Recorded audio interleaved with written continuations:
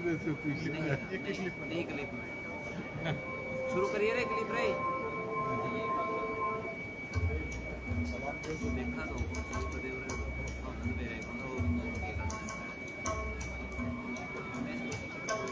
ना कोई बात नहीं जान दिया ना है कोई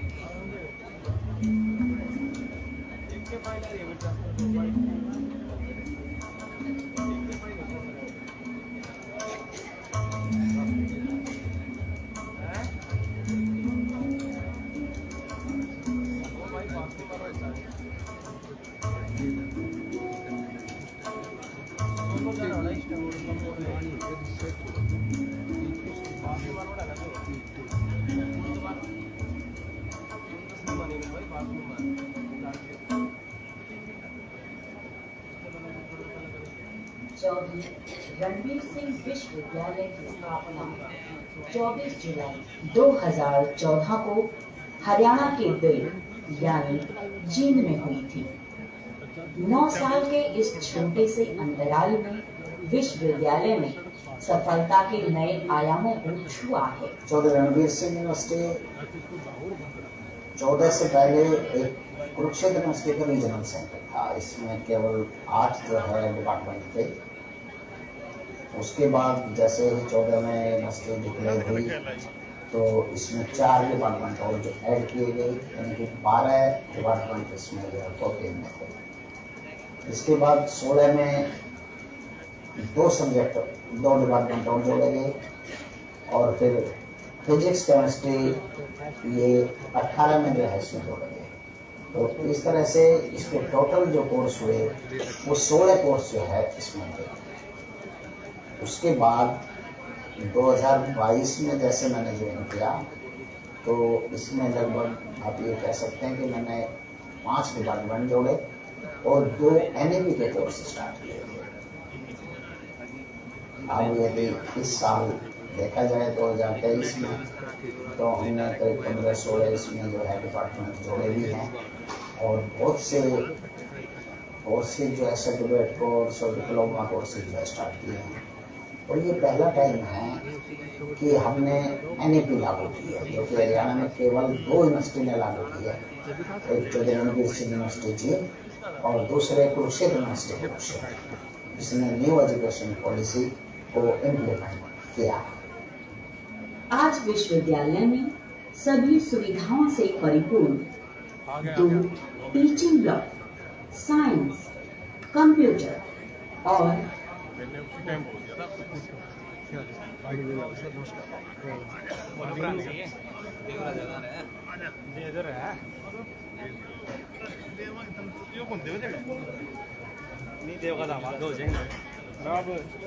चंदन की खुशबू चौखट पर बिछाते हैं, पवित्र भाव से खुशी के दीप जलाते हैं। मेरे अतिथि आए हैं आज भगवान बनकर, हमारे भगवान को हृदय से तिलक लगाते हैं।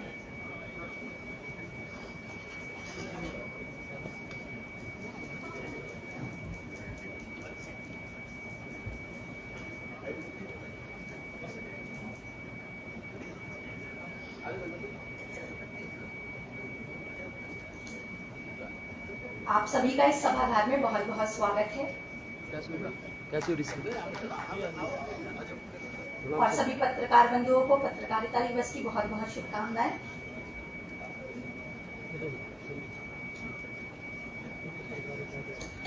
आज दिनांक 3 मई 2024 चौधरी रणवीर सिंह विश्वविद्यालय के प्रांगण में पत्रकार बंधुओं एवं गणमान्य अतिथियों की उपस्थिति में विश्व पत्रकारिता दिवस के अवसर पर जनसंचार विभाग द्वारा आयोजित 1 दिवसीय कार्यशाला डिजिटल युग में पत्रकारिता में मैं आप सभी का डॉक्टर रचना श्रीवास्तव, सहायक प्राध्यापिका, प्रबंधन विभाग, हृदय की गहराइयों से इस सभागार में आदर, अभिनंदन और आभार व्यक्त करती हूँ।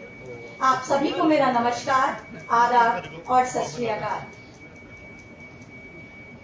जैसा कि हमारी परंपरा है, किसी भी कार्य का शुभारंभ हम विद्यादायिनी माँ सरस्वती के आशीर्वाद से करते हैं।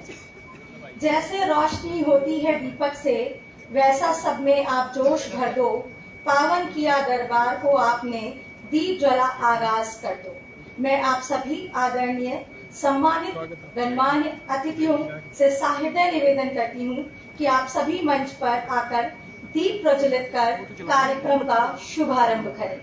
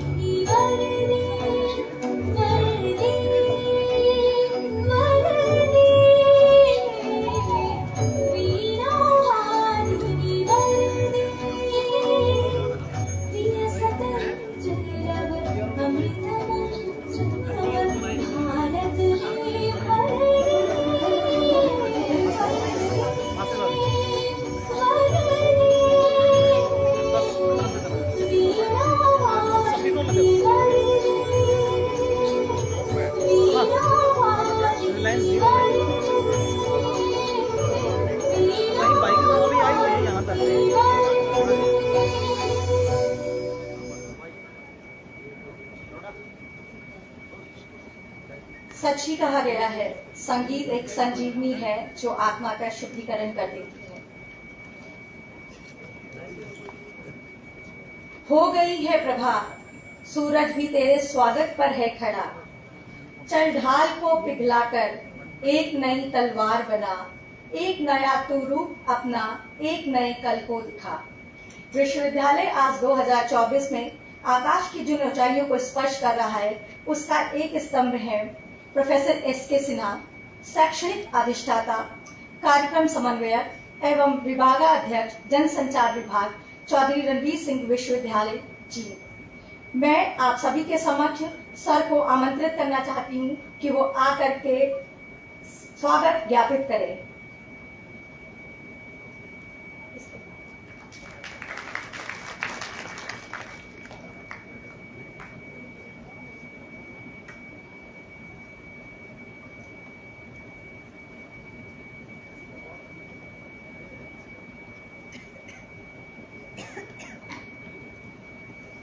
धन्यवाद। आज विश्व पत्रकारिता दिवस है और आज का थीम है डिजिटल युग में पत्रकारिता। इस अवसर पर हमारे मुख्य अतिथि श्री राजेश जी, जो विश्व संवाद केंद्र पानीपत में लंबे अरसे से कार्यरत हैं। पूर्व में ये संघ के दायित्व में थे, काफी इन्होंने उसमें काम किया है। अभी भी पत्रकारिता और विश्व केंद्र में नारद जैसा एक ट्रस्ट है इनके पास, जिस पर करते हैं। और कहा भी जाता है कि नारद जी जो थे पहले वो पत्रकारिता की भूमि में ही थे, वो इधर से उधर जो करते थे। वैसे तो हम लोग कुछ दूसरे तरह से उनको यूज करते हैं कि नारद हो गए हो क्या, कि मतलब इधर का बात उधर कर रहे हो। लेकिन उस टाइम में तो नारद जी पत्रकारिता करते थे कि यहाँ की बात वहाँ पहुँचाना और वहाँ की संवाद को यहाँ पहुँचाना। सर, मैं इस चौधरी रणवीर सिंह विश्वविद्यालय के सभागार में आपका बहुत स्वागत और अभिनंदन करता हूँ। इस अवसर पर हमारे विशेष उपस्थिति श्री वर्धन त्रिवेदी जी हैं, जिनका परिचय कराने का मुझे बहुत मतलब नहीं लगता है। आप सब एबीपी न्यूज पर इनका सावधान इंडिया देखते होंगे या देखे होंगे, और इनका जो वो जबरदस्त वो एक्शन है वो सबको याद आता होगा कि इनकी जो एंकरिंग है न्यूज का वो कितना बेहतरीन है। पहली बार विश्वविद्यालय में आए हैं, चौधरी रणवीर सिंह परिवार आपका स्वागत और अभिनंदन करती है। हमारे दूसरे जो विशेष कार्यक्रम विशेष उपस्थिति है उसमें श्री अशोक कौशिक जी हैं। ये पहले भी हमारे पत्रकारिता विभाग में आए हुए हैं और विश्वविद्यालय में आए हुए हैं। एक सच और सरल व्यक्तित्व के धनी व्यक्ति हैं। मैं आपका भी इस मंच से स्वागत और अभिनंदन करता हूं। श्री दीप कमल जी, इनसे मैंने कई बार मास कम्युनिकेशन डिपार्टमेंट में बच्चों का लेक्चर कराया, और इनका जो लेक्चर का जो स्टाइल है और इतनी कम्युनिकेटिव है कि वो एक से दूसरे में एकदम से बच्चे जो हैं बैठे रहते थे, कभी कोई परेशानी नहीं होता था, मतलब कि उबाहट नहीं होता था कि पता नहीं क्या बोल रहे हैं। तो सर, मैं आपका भी स्वागत अभिनंदन करता हूं इस सभागार में। महेंद्र जी बैठे हैं, पानीपत से हैं, गौ सेवा संस्था से जुड़े हुए हैं। मैं इनका भी स्वागत और अभिनंदन करता हूं। हमारे जितने भी पत्रकार बंधु और छात्र, सबका स्वागत अभिनंदन। डॉक्टर मंजू रेड्डी जी हिंदी विभाग से हैं, एडजंक्ट फैकल्टी हैं हमारे यहाँ, गवर्नमेंट कॉलेज से रिटायर्ड हैं। इन्होंने हिंदी विभाग में इतना एक साल में काम किया है कि मैं तो इनको कई बार कहता हूं कि आप हमारे यहाँ जितने भी विभाग हैं उसमें आप हिंदी विभाग को एक उच्चतम 1 नंबर दिया है। मैं मैडम का भी स्वागत अभिनंदन करता हूं। हमारे बीच विश्वविद्यालय के मुखिया डॉक्टर रणपाल जी बैठे हैं। आपके नेतृत्व में विश्वविद्यालय दिनों रात आगे बढ़ता जा रहा है। आपके समय में ही विश्वविद्यालय 1200 से 4000 छात्र में पहुंच चुका है। सर के नेतृत्व में ही विश्वविद्यालय आज 27 डिपार्टमेंट है, जबकि ये पहले 18 या 16 डिपार्टमेंट हुआ करता था। आज 27 डिपार्टमेंट है।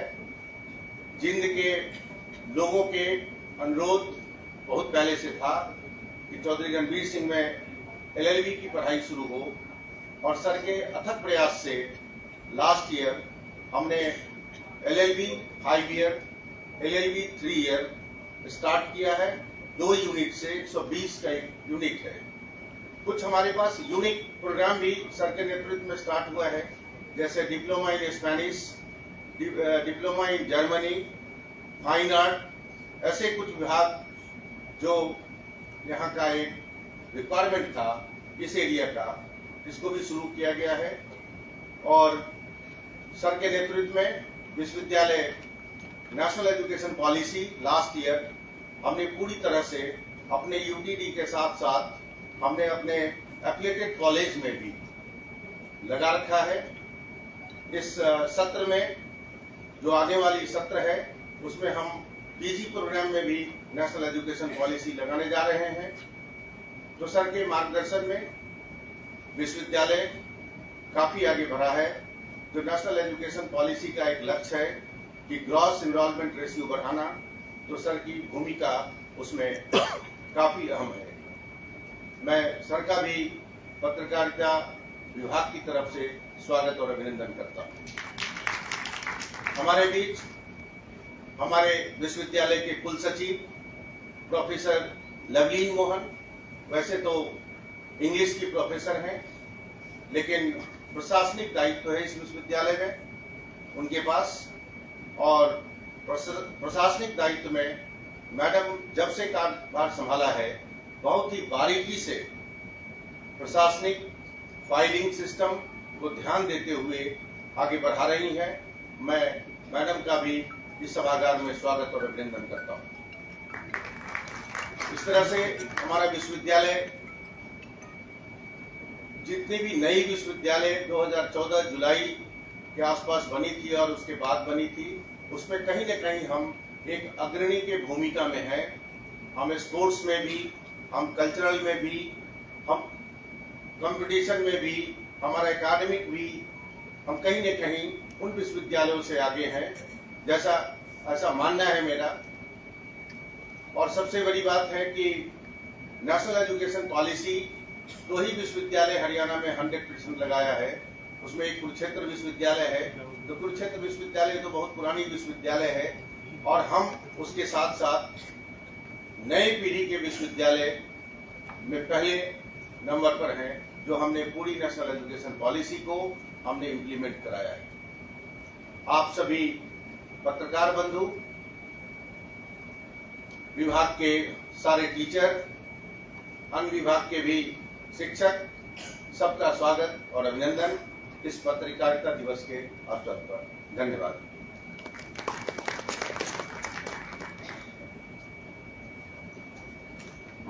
धन्यवाद सर। मैं हमारे कुलपति महोदय, कुल सचिव महोदया, शैक्षणिक अधिष्ठाता एवं मंजू लेडू मैम से आग्रह करती हूँ कि वो फ्लावर पॉट दे हमारे अतिथियों का सम्मान करें। श्री राजेश जी।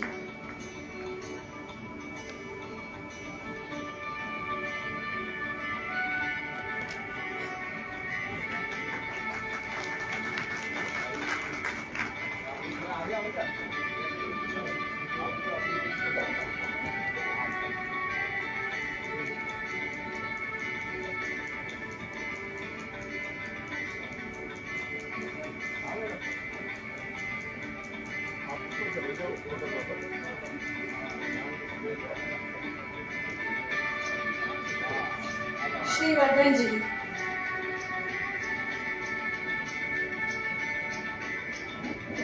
अब अनुरोध है कि वो श्री वर्धन जी को फ्लावर पॉट देकर उन्हें सम्मानित करें।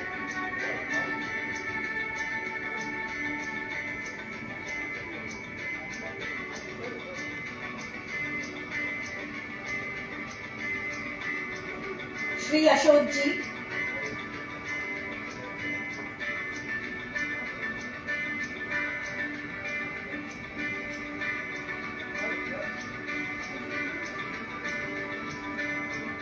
श्री दीप कमल जी।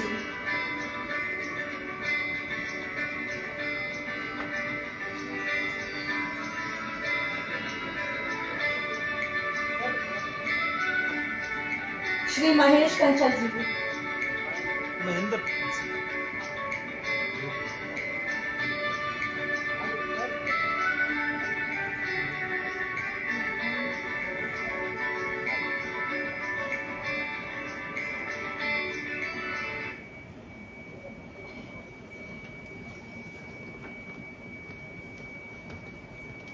आप सभी का बहुत बहुत धन्यवाद।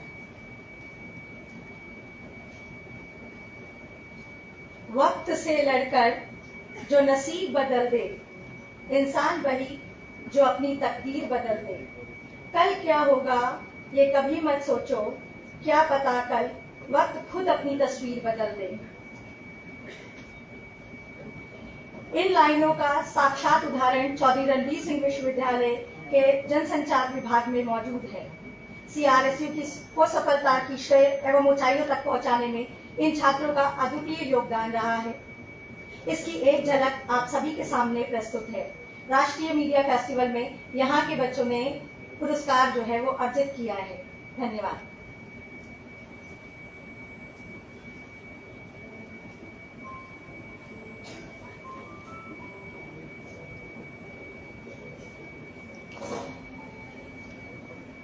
आगे आप लोग। Yes sir. और लाइटें बंद करो। आप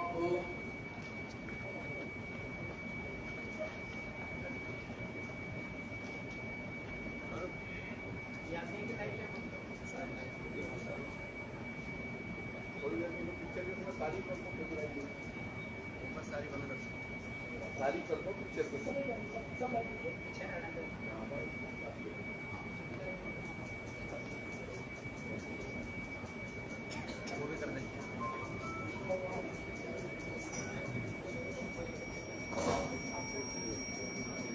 आगे आप लोग। Yes sir. आपको किसी से मिलवाता हूँ। यह है लेडीज जैन, बहुत बड़े IPS ऑफिसर है।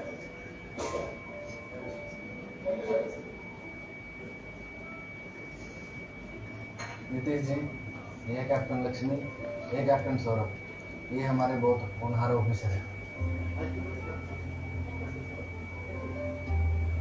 सर, आज की खबर देखी आपने? हाँ। कैप्टन अरविंद आज शहीद हो गए। सुना है काफी सरफिरे थे, आतंकवादियों को ढूंढ कर मारते। यस भाई। सर, अरविंद सर जैसे तो और भी सरफिरे ऑफिसर्स हैं ना आर्मी में? हाँ सर, फिर तो हैं, पर अरविंद जैसे नहीं। आओ मैं तुम्हें एक ऑफिसर की कहानी सुनाता हूँ, जिसे देश की मिट्टी से बहुत प्यार है। एक दिन मैं और वो, तुझे पता था यहाँ आतंकवादी घुसे हुए हैं, तो तूने इन्फॉर्म क्यों नहीं किया? इन्फॉर्म करना जरूरी नहीं, सबसे पहले देश के आतंकवादी को मारना जरूरी है।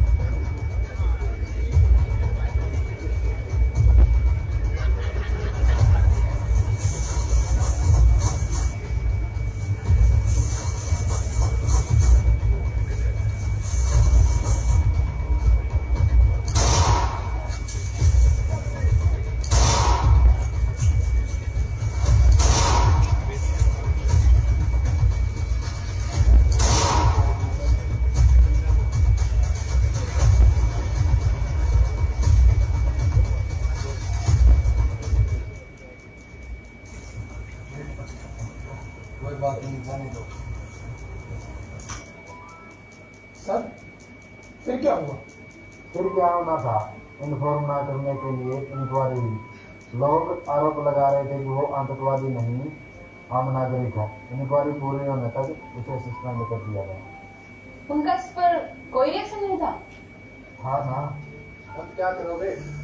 किसान के बेटे हैं, घर जाके खेती ही करेंगे। आखिरकार आतंकवादी भी तो थे, जल्दी बुला लेंगे। 100%। सर, फिर क्या हुआ? कुछ नहीं, 2 महीने बाद वापस आ गए। सर, कौन है वो इतना बड़ा सरफिरा? अरविंद ही तो है। अरविंद के जाने के बाद उसकी एक बात बड़ी याद आती। वो कहता था, ये देश मेरा परिवार, ये मिट्टी मेरी माँ, और इस मिट्टी और देश के लिए मैं कुछ भी करता हूँ। कैप्टन लक्ष्मी, जरा टीवी ऑन करो। जम्मू कश्मीर के राजौरी से बड़ी खबर। आतंकी हमले में कैप्टन अरविंद हुए शहीद। उन्होंने 3 आतंकियों को मार गिराया।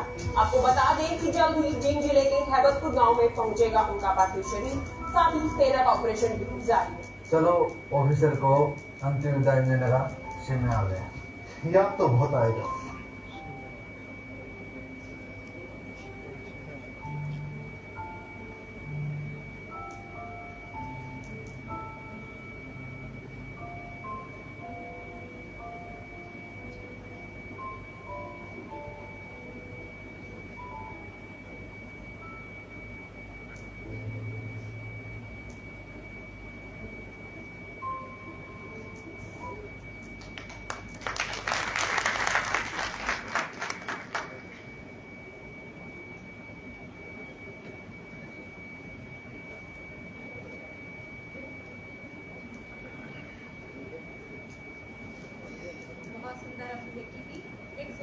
है।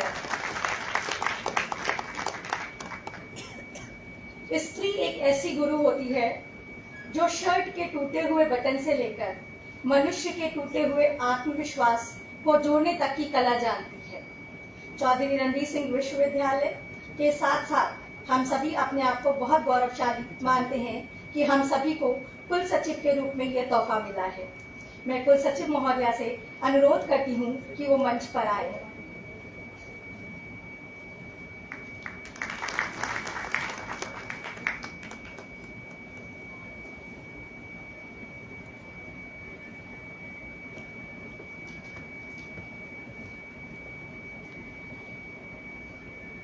थैंक यू डॉक्टर रचना। अभी ये जो शॉर्ट फिल्म आपने देखी, सबसे पहले तो इस डिपार्टमेंट को इतनी सुंदर और मोटिवेटिंग प्रस्तुति के लिए बहुत बहुत अभिवादन और शुभकामनाएं। ये सच में आपकी प्रतिभा का और आपके आने वाले समय में जितना आपका प्रॉस्परस भविष्य होगा उसकी एक तस्वीर आपने हमारे साथ शेयर की। आपका बहुत बहुत धन्यवाद। मैं आप सबको सबसे पहले बधाई देना चाहूंगी प्रेस डे की, वर्ल्ड प्रेस डे की, बल्कि वर्ल्ड प्रेस फ्रीडम डे की, जो मनाने के लिए हम आज यहाँ उपस्थित हुए हैं। और ये विशेष सौभाग्य है हमारा कि एक गैलेक्सी ऑफ स्पीकर्स, बहुत उत्तम स्पीकर्स, रिसोर्स पर्सन्स हमारे बीच में हैं और उनके विचारों से अभी आप परिचित होंगे, उनके विचारों का आप लाभ भी उठाएंगे। एक ऑफिशियल फॉर्मेलिटी है, इसलिए उनका परिचय, उनके विषय में दोबारा बात कर रही हूँ। डिटेल में प्रोफेसर सिन्हा ऑलरेडी उनकी डिटेल दे चुके हैं आपको। हमारे लिए बहुत ही प्रसन्नता का विषय है कि मुख्य अतिथि के रूप में श्री राजेश कुमार हमारे बीच में हैं। बहुत ही सौम्य व्यक्तित्व के, बहुत नॉलेजेबल व्यक्ति। अब भी आप उनके विचारों को सुनेंगे और जो उनकी गहन सोच है पत्रकारिता के विषय में, उससे आप सभी अवगत होंगे। हमारे बीच में है resource person Shri Deep Kamal Saharan ji. We welcome you to the university. We have Shri Ashok Kaushik ji, आपका यहाँ बहुत बहुत स्वागत है श्रीमान। हमारे बीच हैं श्री श्रीवर्धन त्रिवेदी जी, जो डेफिनेटली एक सेलिब्रिटी हैं। आपका यहाँ स्वागत है पधारने के लिए। हमारे बीच महेंद्र जी भी हैं, अभी उनका परिचय दिया गया। बहुत बहुत स्वागत और धन्यवाद यहाँ आने के लिए। बहुत से और पत्रकार बंधु जो जींद शहर से और बाहर से भी यहाँ पधारे हैं, आपका भी बहुत बहुत स्वागत है। विशेष रूप से स्वागत करना चाहूंगी उन सभी स्टूडेंट्स का जो अलग अलग कॉलेजेस से यहाँ पे आज के इस प्रोग्राम के लिए यहाँ उपस्थित हैं। आप सभी का भी स्वागत है। इसके अतिरिक्त यहाँ टीचिंग, नॉन टीचिंग के जो बच्चे मेंबर्स हैं यहाँ पे, उनकी बहुत बहुत अभिवादन। और हमारे बच्चे भी आए हुए हैं यहाँ पे, जो स्टूडेंट्स हैं। ज्यादा नंबर होता हमारे लिए और भी प्रेरणा का विषय होता। आपका भी बहुत बहुत स्वागत है। मैं सबसे पहले तो आपको ये बताना चाहूंगी कि जो हमारा जर्नलिज्म और मास कम्युनिकेशन डिपार्टमेंट है, उसमें एक्यूट शॉर्टेज है हमारे पास टीचर्स की। लेकिन बावजूद इसके आप देख रहे हैं कि कितनी सुंदर उन्होंने आज का आयोजन किया है, आज की प्रस्तुति की है। आज यहाँ बात की जाएगी पत्रकारिता के अलग अलग आयाम के बारे में। आप सभी जानते हैं, क्योंकि आपका विषय जो है वो डिजिटल युग में पत्रकारिता का है, तो जहाँ पे डिजिटलाइजेशन से बहुत से लाभ हैं, बहुत से उसके फायदे हैं, लेकिन उसके साथ साथ बहुत से चैलेंजेस भी हैं। और आप लोगों को बताना कोई खास बात नहीं है, हमारी जो मॉडर्न जनरेशन है वो उन चैलेंजेस से बहुत अच्छी तरीके से परिचित है। तो ऐसा कई बार लगता है कि क्या पत्रकारिता या जो आपका मीडिया है वो सिर्फ एक ब्रेकिंग न्यूज मीडिया तो नहीं बन गया। हम वेट करते रहते हैं ब्रेकिंग न्यूज की। अब उनका अपना कंसर्न है टीआरपीस, तो वो भी बार बार ब्रेकिंग न्यूज देके और आपको अपने चैनल की तरफ आकर्षित करने की कोशिश भी करते हैं। तो ध्यान ये रखना होगा हमारे बच्चों को कि हम सिर्फ ब्रेकिंग न्यूज नहीं देखें, बल्कि हम ये देखें कि तथ्य क्या है। क्योंकि फ्रीडम ऑफ प्रेस का मतलब ही ये है कि सारा समाचार आप तक पहुंचे और उसके बाद आप अपना निर्णय स्वयं लें। ये है एक इंडिपेंडेंट प्रेस का मतलब। इंडिया क्योंकि लार्जेस्ट डेमोक्रेसी के रूप में जाना जाता है, तो डेमोक्रेसी का एक बहुत पक्का स्तंभ माना जाता है जो आपकी प्रेस है। जब हम लोग पढ़ा करते थे तो 4 एस्टेट्स की बात होती थी, first estate, second, third and fourth. तो फोर्थ एस्टेट तक हम लोगों ने पढ़ा अपने दिनों में। अब जो है इन दिनों में फिफ्थ एस्टेट, जिसमें ब्लॉगर्स भी हैं, या जो आपकी मेन स्ट्रीम से अलग पत्रकारिता करने वाले लोग हैं वो भी आ गए हैं, सोशल मीडिया इन्फ्लुएंसर्स भी हैं। मैं पूरी कन्विक्शन से एक बात समझती हूँ कि पत्रकारिता का काम बहुत जिम्मेवारी का काम है। ये सेंसेशनल न्यूज देने का काम नहीं है, ये प्रॉपर्ली इन्फॉर्म करने का काम है, बल्कि ना चाहते हुए भी आप ओपिनियन भी फॉर्म करवा देते हैं। कोई भी स्टेटमेंट कभी भी इनोसेंट नहीं होती। ये तो मैंने ऐसे ही कहा, ऐसे ही कुछ नहीं कहा जाता, उसके पीछे कुछ न कुछ एक नैरेटिव होता है, जो जिसको इंग्लिश जब मैं सब्जेक्ट के तौर से बात करूं तो कहा जाता है उसका एक सब टेक्स्ट होता है। तो जो हमारे बच्चे पत्रकारिता को एक सब्जेक्ट के रूप में पढ़ रहे हैं वो थोड़ा भेद करना सीखें। आप जानते भी होंगे कि बीच में बात बहुत ज्यादा आ रही थी चीप फेक इस तरीके से डीप फेक के बारे में, और उसके जो शिकार हैं वो बहुत बड़े बड़े आपके फिल्म स्टार्स लीडर्स वो भी हुए हैं। तो डिजिटलाइजेशन की ये साथ साथ की कोई जरूरी चीजें नहीं है जो हो रही हैं, थोड़ा सा डिसर्निंग होना, थोड़ा सा समझना कि कौन सी न्यूज वास्तव में ऐसी है जो कि अपने आप में ऑब्जेक्टिव है। ऑब्जेक्टिव न्यूज आपके पास आएगी, ओपिनियन आप अपने आप बनाएंगे, लेकिन अगर बहुत ही ज्यादा लोडेड न्यूज आप तक दी जाती है, एक ही प्रकार की न्यूज दी जाती है, तो उसके बाद ऑब्जेक्टिविटी की संभावना उसमें कम रह जाती है। हमेशा से मेरा ये विश्वास रहा है कि इस प्रकार के प्रोग्राम्स जब भी आयोजित किए जाते हैं किसी भी डिपार्टमेंट के द्वारा, वो एक बहुत बड़ा विषय होता है, वो एक बहुत बड़ा प्लेटफॉर्म होता है हमारे बच्चों के लिए बहुत कुछ सीखने का। इसके लिए यूनिवर्सिटी एडमिनिस्ट्रेशन का विशेष रूप से धन्यवाद करना चाहूंगी, vice chancellor doctor अनपाल Singh ji का, जिनके नेतृत्व में आज का ये कार्यक्रम हम कर रहे हैं। आप भी इस कार्यक्रम से लाभान्वित हो, बहुत कुछ आप सीख के जाएं, ऐसी ही आपके लिए भी कामना है। इस प्रकार के और भी कार्यक्रम हमारे इस डिपार्टमेंट के द्वारा और डिपार्टमेंट्स के द्वारा भी किए जाएं, ऐसी भी हमारी कामना है। इस प्लेटफॉर्म के माध्यम से, क्योंकि आपने मेरे को पेशेंटली सुना, तो मैं दो बातें जरूर कहना चाहूंगी। मेरी रिक्वेस्ट है अपने सभी बच्चों से, आप यूनिवर्सिटी प्रशासन के जितने भी आपके लिए किए जाने वाले काम है उसमें सहयोग दें। तो मैं आई रिक्वेस्ट यू कि आप सभी जो आपका ये कार्ड है, आइडेंटिटी कार्ड, इसको पहन के आए, क्योंकि हमारे सिक्योरिटी पर्सनल को अदरवाइज मुश्किल होती है और आपको भी इनकन्वीनियंस होती है।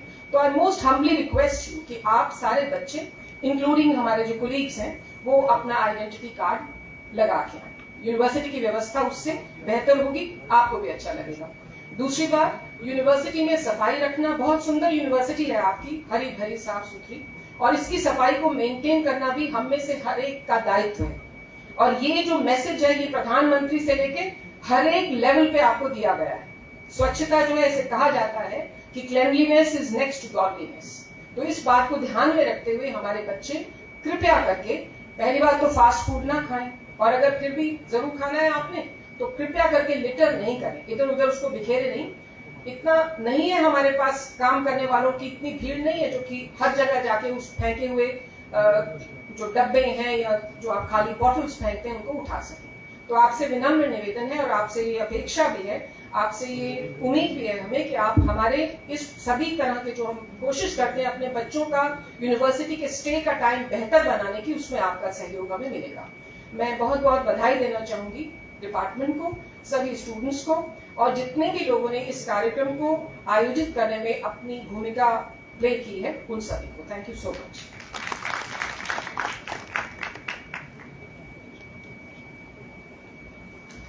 धन्यवाद महोदया। मैं मंजू रेड्डी मैम से, retired principal government college, adjunct faculty Hindi विभाग चौधरी रणवीर सिंह विश्वविद्यालय को मंच पर आमंत्रित करना चाहती हूँ।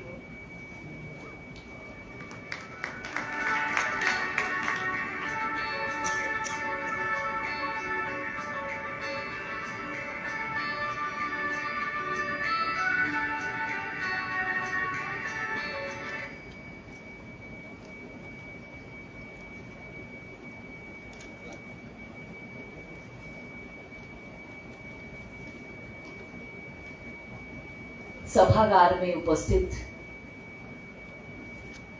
सभी युवा वर्ग और हमारे अतिथियों का, हमारे अधिकारियों के सहित बहुत ही हार्दिक स्वागत, अभिनंदन। ये स्वागत द्विगुणित नहीं, मुझे लगता है कि 100 गुणित हो जाता है जब हम आज के दिन के मायने को समझने का प्रयास करते हैं। आज पत्रकारिता दिवस, पत्रकारिता इस एक शब्द में कितना गौरव, कितनी गरिमा, कितना अथक प्रयास छिपा है, उसे केवल महसूस करने से, उसके भीतर गहन अवगाहन करने से, उसके भीतर गहरे डूबने से हर व्यक्ति तो परिचित हो सकता है। मैं यहाँ विद्यमान और मैं कहूँ कि पूरे विश्व को मैं आज के दिन की बधाई देती हूँ।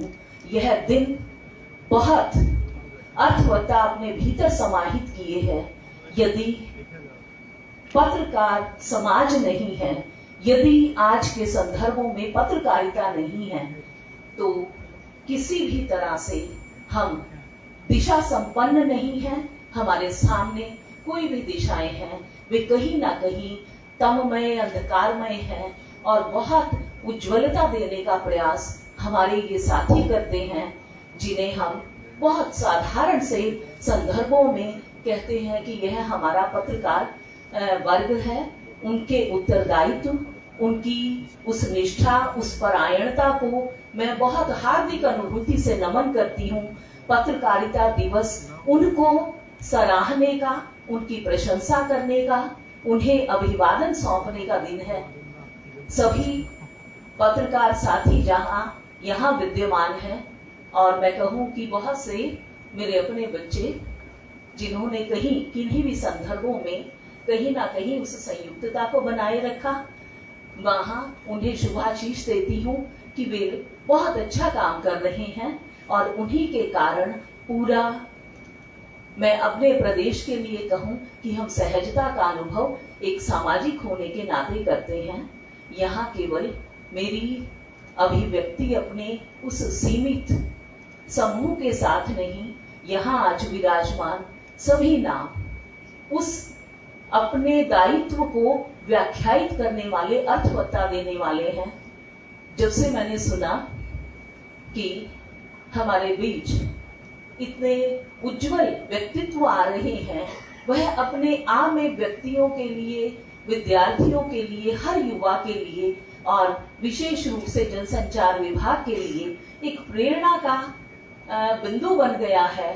जैसे ही श्री वर्धन त्रिवेदी का नाम हम सुनते हैं, श्री वर्धन त्रिवेदी से कौन परिचित नहीं, और जरा सा नाम से हटके उनके काम पे जाइएगा। उन्होंने काम को जो गौरव दिया, जो अपने उस उत्तरदायित्व को मायने दिए, उसके लिए कभी भी मैं कहती हूँ पूरा भारतवर्ष ऋणी रहेगा। यह उस पत्रकार के भीतर की निष्ठाएं थी जिन्होंने उस उत्तरदायित्व को बखूबी निभाया है। हमारे बीच विराजित कमलदीप जी, हमारे माननीय महेंद्र जी, और मैं संवाद, केवल संवाद नाम लूं, उस संवाद को संवादित करने वाली हमारी महान विभूति जहां यहाँ विराजित है, उन्हें कौन नहीं जानता। मैं उनकी उपस्थिति को नमन करती हूँ और उनके कार्य को कितनी सराहना दूं, शायद मेरे शब्द कम है। और हमारे बीच पानीपत से आए राजेश जी, बात हो रही थी कि उन्होंने अपनी संस्था नारद को मायने दिए। बहुत बार मैंने देखा हमारे ही साथी वहां से जब सम्मानित हो रहे हैं, तो उस सम्मान में आपने सदैव एक गौरव रखा कि किसकी कितनी परायणता है, उस परायणता को उतनी ही वरीयता दी जाए। आपके वो सारे सार्थक प्रयास केवल हरियाणा प्रदेश में नहीं, भारत में सराहनीय है। वह आपके लिए बहुत साधुवाद की स्थिति तो है ही, हम सबका गौरव भी है। आदरणीय, आप सब मिलकर के जिस निष्ठा से उस आधार स्तंभ को, जिस आधार स्तंभ के बिना आज के जीवन की कल्पना नहीं की जा सकती। अभी आदरणीय प्रोफेसर लवलीन मोहन जी ने कहा कि हम 5वें स्तंभ की भी बात कर रहे हैं, तो मैं यहाँ जरूर अपने बच्चों के लिए कहना चाहूंगी कि हमारा चौथा स्तंभ बहुत सशक्त था और उसे सशक्तता पूर्वक निभाया गया। यद्यपि बहुत सारे प्रश्न चिन्ह भी खड़े होते हैं, उसके बावजूद उन प्रश्न चिन्हों को हटा करके हम देखें तो परायणता और निष्ठाएं हमारे सामने ज्यादा आती हैं। उन्हीं निष्ठाओं को अपने भीतर आत्मसात कीजिए, उन्हीं रास्तों पर आगे बढ़िए और कर्तव्य निष्ठा से यदि हम पत्रकार समाज को एक विशेष सम्मान देते हैं, यह हमारा नैतिक कर्तव्य है।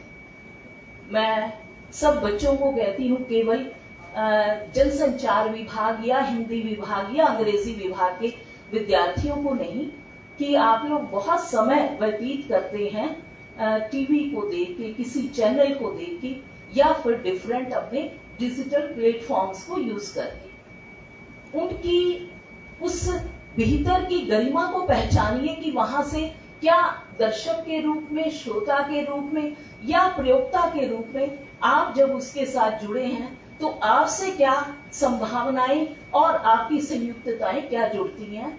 जिस दिन हम उसे प्रयोग करने वाले निष्ठ हुए, उस दिन उन्हें हम तक सौंपने वाले हाथों के दायित्व ज्यादा सार्थक सिद्ध होंगे। ये सारी बातें, ये सारी चीजें केवल सुनने मात्र से नहीं, धीरे धीरे करके, चाहे आप केवल 5 मिनट निष्ठा से किसी प्लेटफॉर्म को सुनिए, देखिए, महसूस कीजिए, उसमें जरा से कदम बढ़ाइए, आपकी वे सारी निष्ठाएं, आपकी वे सारी भाव संवेदनाएं जुड़ेगी। आपको समझ आएगा कि किस प्लेटफॉर्म पर कौन सा दायित्व कैसे निभाया गया, उसकी विशेषताएं क्या थी, उसकी कैसी प्रवृत्तियां हैं और वे प्रवृत्तियां आप लोगों को क्या दे रही। सिर्फ मैं बहुत साधारण तरीके से यहाँ बैठे बच्चों को कहती हूँ कि आप लोग जरा सी चीजों में, इवन आप व्हाट्सएप मैसेजेस देख रहे हैं, आप इंस्टा पे जुड़ रहे हैं, आप डिफरेंट चीजें कर रहे हैं, आप ब्लॉग लिख रहे हैं या फिर दूसरे के ब्लॉग लेखन को पढ़ रहे हैं, आपने क्या सीखा? समय को बर्बाद करना छोड़िए, उससे सीखिए। आप लोग उस दिशा में जब बढ़ेंगे तो ये हमारा जो पूरा का पूरा परिवार है, जिसे हम आधार स्तंभ कह रहे हैं, जिसे हम जनसंचार एक परिवार कह रहे हैं, यह हमें और अधिक सशक्तता देगा। मैं प्रोफेसर सिन्हा को और पूरे विभाग को बहुत बधाई देती हूँ और आदरणीय डॉक्टर रणपाल जी, हमारे कुलपति महोदय, जो कि ऐसे आयोजनों के लिए बहुत सार्थक और सकारात्मक भूमिकाएं निभाते हैं, उन्हीं का हाथ मैं उन्हें साधुवाद देती हूँ। और वह साधुवाद समतुलना में मेरा आदरणीय प्रोफेसर लवली मोहन जी के लिए, कि वो उतनी ही सकारात्मकता के साथ सारे संदर्भों से जुड़ती हैं। और फिर से मैं सबको बधाई देती हूँ कि हम बहुत निष्ठा से आज के दिन की गरिमा को पहचाने, हम पत्रकारिता के संदर्भों को अपने से परे ना बनाएं, उसे हम अपनाएं, अपने हृदय में स्थान दें और अपनी नैतिक जिम्मेवारियों को निभाएं। धन्यवाद।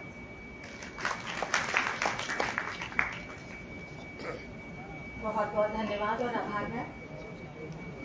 पत्रकारिता कोई पेशा नहीं है, यह जन सेवा का माध्यम है। लोकतांत्रिक परंपराओं की रक्षा करने के लिए शांति और भाईचारे की भावना बढ़ाने पर इसकी एक अहम भूमिका है। अब मैं जींद मीडिया क्लब के प्रधान श्री सतीश जी को मंच पर आमंत्रित करना चाहती हूँ।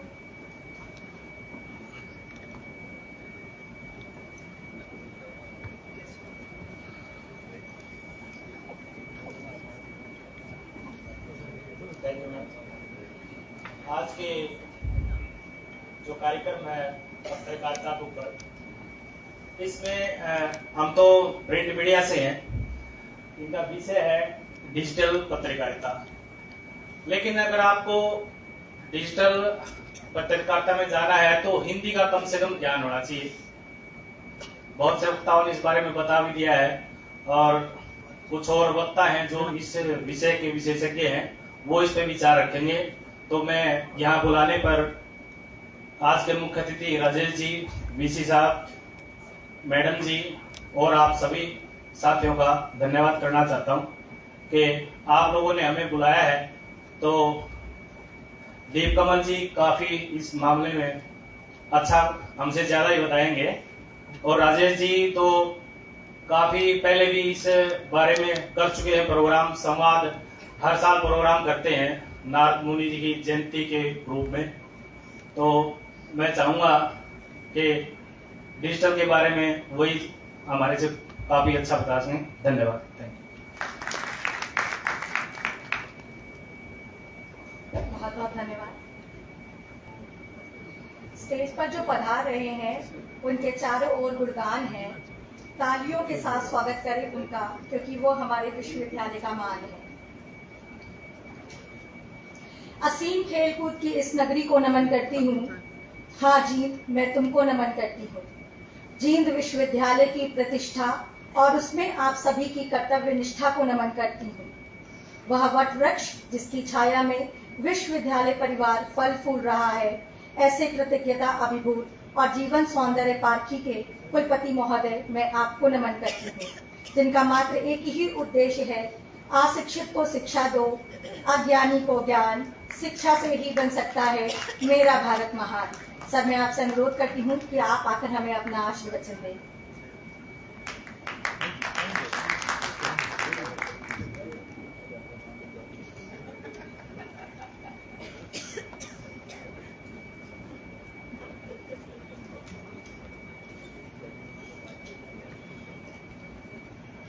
सबसे पहले तो मैं आप सबको विश्व पत्रकारिता दिवस पर बधाई देता हूँ और विशेष बधाई और विशेष स्वागत है आज के चीफ गेस्ट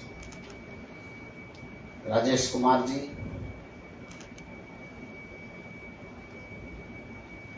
दीप कमल जी और अशोक कौशिक जी, श्रीवर्धन त्रिवेदी जी, श्री महेंद्र जी और मेरे शहर के सभी पत्रकार।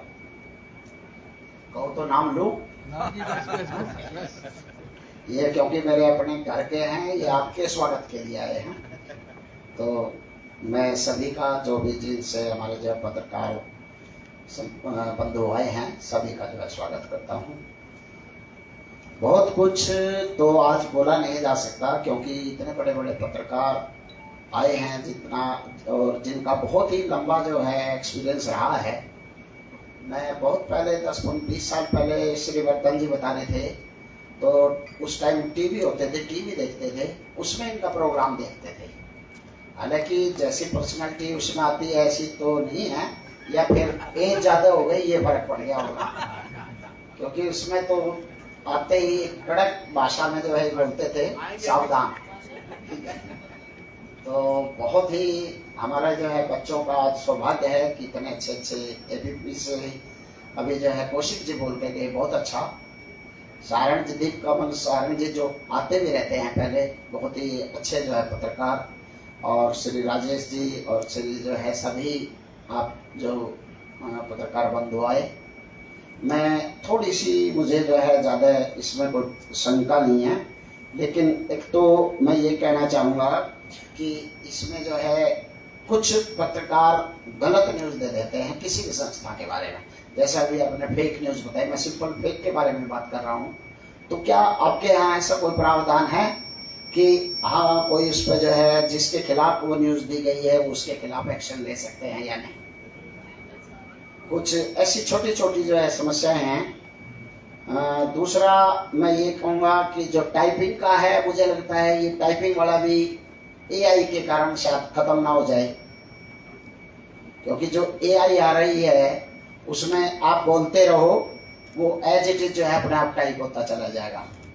तो ये कुछ ऐसी चुनौतियां हैं हमारे सामने, और विशेषकर एआई का, क्योंकि अभी तो एआई की शुरुआत है। मैं सोचता हूँ कि 2-3 सालों में ही एआई का जो कैसा स्वरूप होगा वो हम मतलब सोच भी शायद नहीं सकते।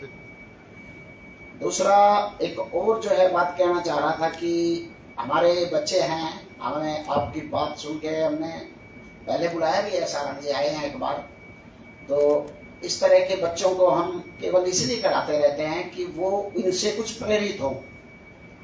तो हम अब सब से जो है रिक्वेस्ट भी करेंगे कि जितने भी आपके संबंध हैं और आप खुद भी, हमारे बच्चों की इंटर्नशिप जो है वो दिल्ली या बाहर जहाँ पॉसिबल हो सकती है उसमें आप जो है हमारी जरूर मदद करें, क्योंकि मुझे पता है कि यहाँ पे जो पोटेंशियलिटी है जींद और उसके एरिया में, और उसमें प्रमाण भी है। हमारे जो है पत्रकार सारे जींद के पत्रकार बंधु बैठे हैं। अभी भी मैंने 4-5 दिन पहले ही आप ही की कोई एसोसिएशन थी, उसका प्रोग्राम भी कराया था 7-8 दिन पहले।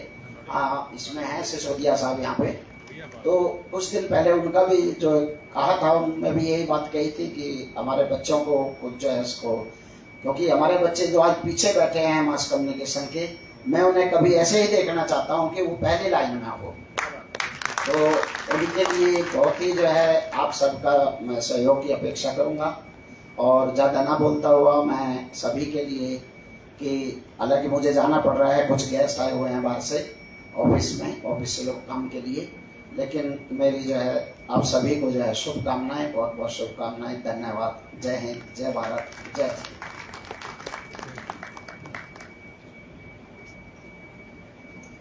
धन्यवाद सर। तो मैं भेज दूं और कौन सा ज्ञान मेरे पास आया है और उस ज्ञान को कॉपी करके मैं आगे शेयर कर दूं, इसके लिए ये मोबाइल, ये आज की डिजिटल मीडिया नहीं है। ठीक है, आप अपने कुछ मित्रों को भेजिए, लेकिन ये चीज मेरे हाथ में आई है, क्या मैं इसका उपयोग देश के निर्माण में कर सकता हूं या कर सकती हूं? इस विषय में जब हम सोचना शुरू करेंगे तो यहां से बात बनेगी। बहुत कुछ हो सकता है, बहुत कुछ कर सकते हैं आप। आज करने की इतनी सारी बातें मैं रिपीट नहीं करना चाहता उन सब बातों को। तो मैंने कहा तथ्य, कथ्य और सत्य, इन तीन बिंदुओं के इर्द गिर्द यदि मैंने लिखना पढ़ना ये शुरू कर दिया तो फिर जीवन में कभी अफसोस नहीं होगा। कोई बात नहीं, 2 दिन लेट कहूंगा, 1 दिन लेट कहूंगा, चलेगा।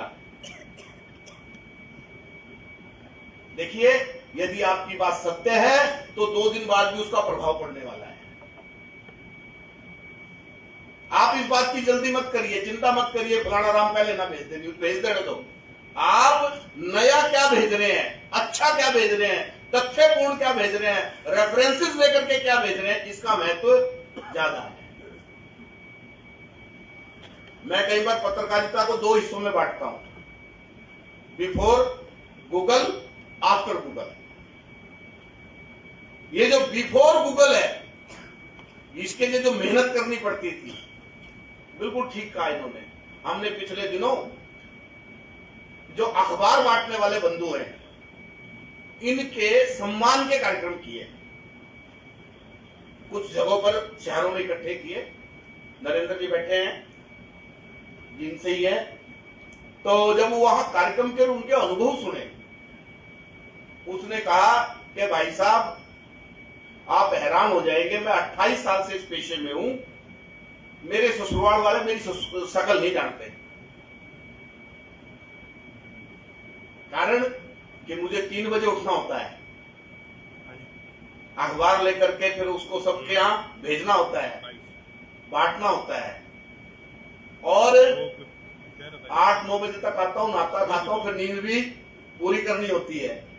तो मुझे ध्यान नहीं कि मैं कभी एक रात अपनी 28 लगभग 15-20 साल की मेरा शादी का जीवन हो गया, वैवाहिक जीवन हो गया, मैं अपनी ससुराल रुका हूं। अब मैं सोच रहा था, आपने संपादक भी बहुत बढ़िया रख लिया, आपका पत्रकार भी बहुत बढ़िया है, यदि अखबार टाइम पे ये होकर नहीं पहुंचा के आएगा तो अखबार की उपयोगिता बनेगी क्या? तो उपयोगी वो भी है। मैं बात कर रहा था कि भाई हर कोई किसी से जुड़ा हुआ है, कैसे कैसे प्रसंग पत्रकारों को झेलने पड़ते हैं।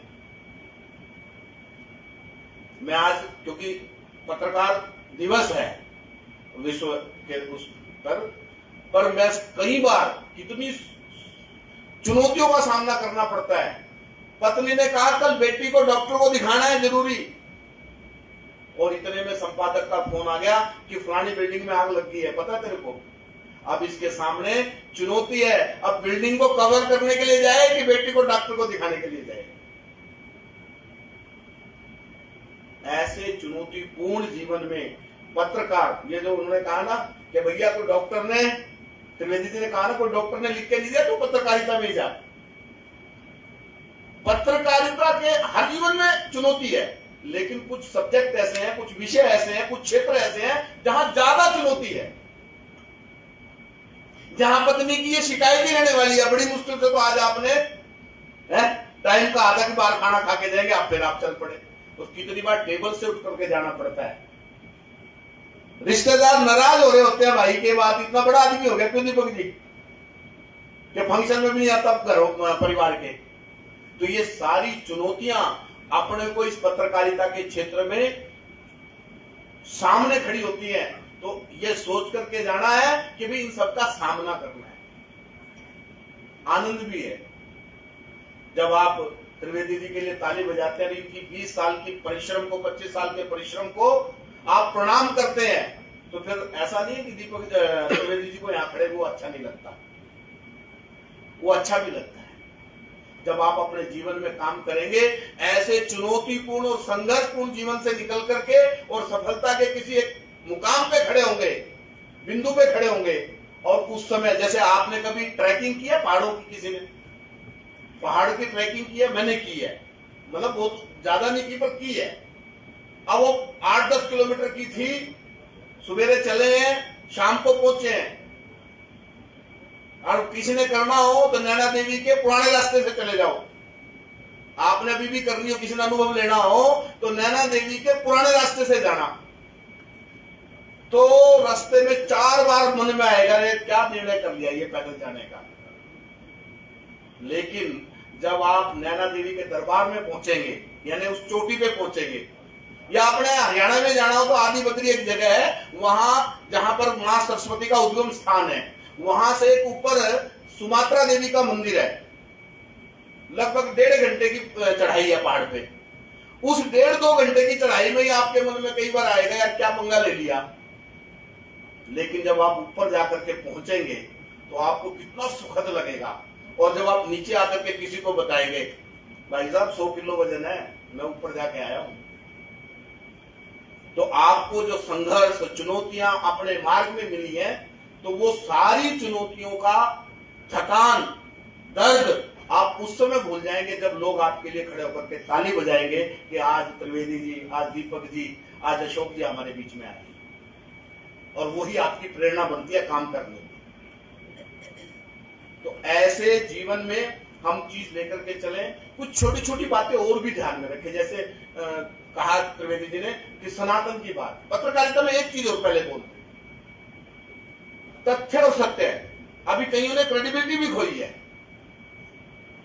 क्रेडिबिलिटी कैसे खोई? मैंने अखबार के अंदर, पानीपत के अखबार के अंदर एक समाचार पढ़ा कि रात को एक युवक ने किसी की कुंडी खड़खड़ाई। जब मैंने वो समाचार पढ़ा और घर के लोगों ने मांगा पानी, घर के लोगों ने उसको पानी देने के लिए गिलास दिया, लोटा दिया, और जैसे उसने हाथ बढ़ाया तो उसके हाथ पे 786 लिखा हुआ था। घर वालों ने उसका हाथ काट दिया। ये मैं सच्ची बात बता रहा हूं। अब घर वालों ने उसका हाथ काट दिया। मैं बड़ा हैरान हो गया। रात के 12-12:30 बजे कोई आदमी किसी की कुंडी खड़कावेगा और वो आदमी पानी लेकर आवेगा, दूसरे हाथ में गंडासा लेकर आवेगा। है क्या भारत की संस्कृति ऐसी? हरियाणा की संस्कृति ऐसी है क्या? और 786 देखते ही उसका हाथ काट दिया। अब ये बात मेरे लिए मेरे को हजम नहीं हुई। और वो अपना किशनपुरा एक जगह है पानीपत में, वहां की एक घटना थी। मैंने तुरंत वहां एक व्यक्ति को फोन किया कि देखना जरा ऐसे ऐसे करके कुछ हुआ क्या। पहले तो उसने मना कर दिया, ना भाई साहब। मैं कहा यार अखबार में छपी है। जब नीचे मैंने एक लिंक और देखा, लिंक था बीबीसी का। अब मैंने बीबीसी के उस लिंक पे जाकर के जब देखा बीबीसी में, वो न्यूज यूं की यूं बीबीसी पे भी चल रही थी। अब बीबीसी उसमें से बच कैसे गया? नहीं तो फेक न्यूज के ऊपर उसको हम खींचने वाले थे, लेकिन बच इसलिए गया कि ये इसके भाई ने अपने फेसबुक पे ये वीडियो डाल रखी है। मैं तो केवल वो दिखा रहा हूं कि ऐसा हरियाणा के अंदर अल्पसंख्यकों के ऊपर अत्याचार हो रहा है। जब मैं उस धरती पे गया, वहां गया किशनपुरे में, जब मैंने जाकर के वहां उसका तथ्य जानकारी प्राप्त की, आपको सुनकर के हैरानगी हो जाएगी। जानकारी ऐसी थी कि रात को गर्मियों के दिन थे, सब अपने परिवार के लोग सोए थे, खुला परिवार, दरवाजे कोई इस तरह के लोग नहीं थे। एक छोटा बच्चा जो 8 साल का था, वो बच्चा उनकी खाट से गायब था, अपने परिवार के साथ सो रहा था।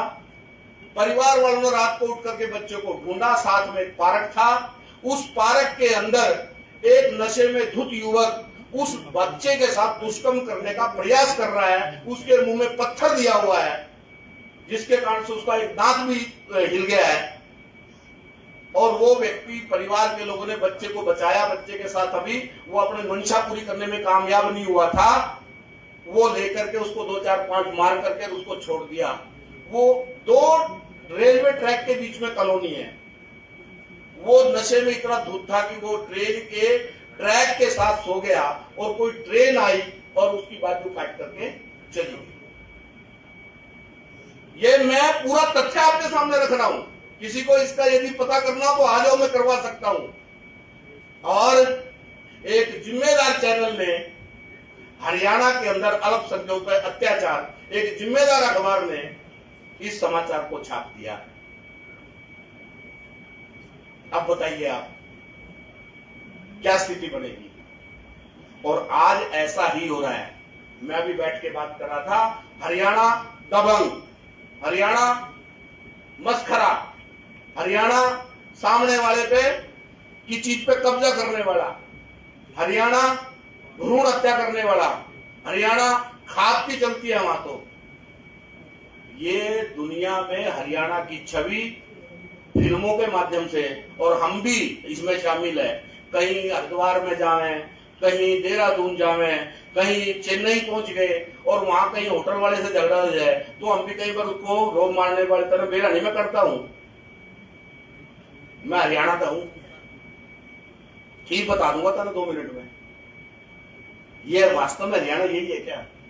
हरियाणा मैंने जिक्र किया, वेदों की जन्मस्थली है, रचना स्थली है, मां सरस्वती का उद्गम स्थान है। अरे हरियाणा वो धरती है जिसने युद्ध के मैदान में शांति का गीत गीता के रूप में पूरे विश्व और पूरी सृष्टि को दिया है। ये हरियाणा वो है जहां राखी गढ़ी में 20 किलोमीटर दूर, इस जींद से 20 किलोमीटर दूर राखी गढ़ी में 8,000 साल, लगभग 10,000 साल का मनुष्य जीवन है। ये संस्कृति के प्रतीक और वहां के जो प्रमाण ये इस राखी गढ़ी में मिले हैं। 10,000 साल तो इन्होंने वहां से ही प्राप्त करनी है। ये हरियाणा वो है जिस हरियाणा को अंग्रेजों ने अपनी कुटिल नीति के द्वारा कभी एक स्टेट के रूप में उभरने नहीं दिया, कभी पंजाब के साथ, कभी दिल्ली के साथ, कभी मेरठ के साथ, कभी इसके साथ। क्यों? क्योंकि हरियाणा वाला कभी अंग्रेजों को टैक्स नहीं दिया। इतिहास पढ़ लेना, ये जो दिल्ली के आसपास का हरियाणा है ना, इसने कभी भी अंग्रेजों को टैक्स नहीं दिया।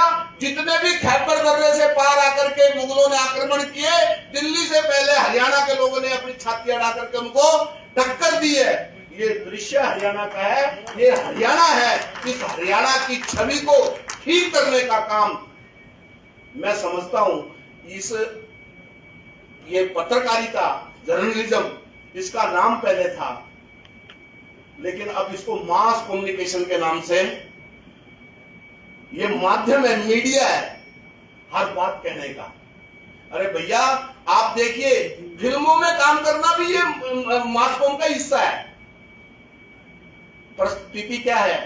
परिस्थिति है कि एक फिल्म आप याद करिए, मैंने पहले आया था तो बताया होगा, शोले फिल्म है, और उस शोले फिल्म में धर्मेंद्र हेमा मालिनी को पटाता है। कहां पटा रहा है? मंदिर में। ध्यान करो, मंदिर में पटा रहा है वो छठम माइक हाथ में लेकर के। और फिर एक राजनेता कहता है मंदिर तो प्रेमी प्रेमिकाओं के मिलने का मात्र अड्डा है, केंद्र है। तो फिर एक नैरेटिव सेट हो रहा है, एक नैरेटिव सेट हो रहा है। राम राम जपना, क्या बोलते हो? जो राम को जपता है उसके मन में कभी पराय माल को अपना बनाने की बात आ सकती है क्या? मुंह में राम, बगल में हम बोलते हैं जो जीता। अरे वो सिकंदर जो जीवित भारत, केवल एक पौरुष से आक्रमण हुआ, उसका पौरुष का सामना उसने केवल एक राजा से किया भारत के, और वो यहां से इतना घायल हो गया, अपने देश जीवित वापस नहीं पहुंच पाया। उसके सैनिक उसको कितना प्रेम करते थे, जीवित कोई मृत्यु का उसका शरीर हुआ, उसको रास्ते में फेंक के चले गए। और भारत के अंदर वाक्य चल रहा है जो जीता, और उसका कोई जिक्र ही नहीं है।